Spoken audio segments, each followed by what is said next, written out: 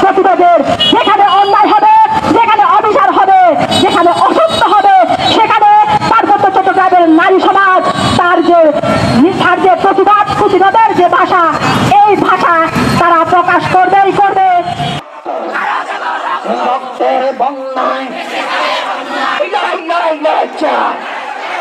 আমাদের সংগ্রাম কেন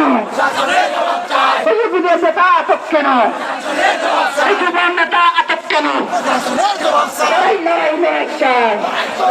ওই এক দেশে দুই শাসক চলবে না, চলবে না। ওই এক দেশে দুই শাসক পাহাড়কে সমাপ্তরে আমাদের সংগ্রাম, দাবি আদায়ের সংগ্রাম অবিলম্বে রাজবন্দীদের এই মুক্তিটা দিতে হবে। সেই অবিলম্বে রাজবন্দীদের, সেই অবিলম্বে পুলিশ চাকমাকে, সেই অবিলম্বে আন্তর্জাতিক চাকমাকে, অবিলম্বে রাজবন্দীদের সেই মুক্তিটা দিতে হবে। সেই অবিলম্বে রাজবন্দীদের এই লড়াই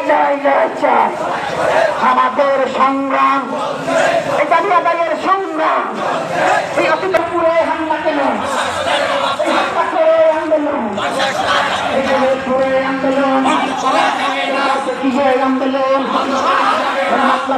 আন্দোলন 1971 সাল থেকে পার্বত্য চট্টগ্রামে বদলের অধিক হচ্ছে গণহত্যা চালানো হয়। সেই গণহত্যা বিশাল আন্দোলন হতে পারেন সংগ্রামী বন্ধুগণ। 2024 সালে 5ই আগস্ট ছাত্র গণঅভ্যুত্থানের মধ্য দিয়ে বাংলাদেশে একটি নতুন রূপ লাভ করলেও পার্বত্য চট্টগ্রামে এখনো সেই আগের মতো রয়েছে।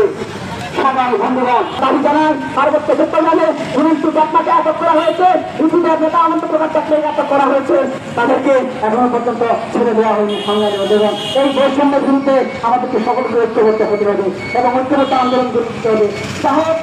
পার্বত্য চট্টগ্রামের যে ইউপিডিএফ এর যে সদস্যরা আনন্দ প্রকাশ চাকমা এবং ছাত্র নেতা কোরেন্দ্র চাকমাকে অন্যায়ভাবে জেলে যে বন্দী করে রাখা হয়েছে এবং তাদেরকে অবিলম্বে নিঃশর্ত মুক্তি দিতে হবে এবং তার অচিরে যে তার সহযোগী সংগঠনের যে নেতা কর্মীরা যে জেলে আটক করেছেন তাদেরকে সৎ সম্মানে এবং নিঃশর্ত মুক্তি দেওয়ার জন্য আমি আহ্বান জানাচ্ছি।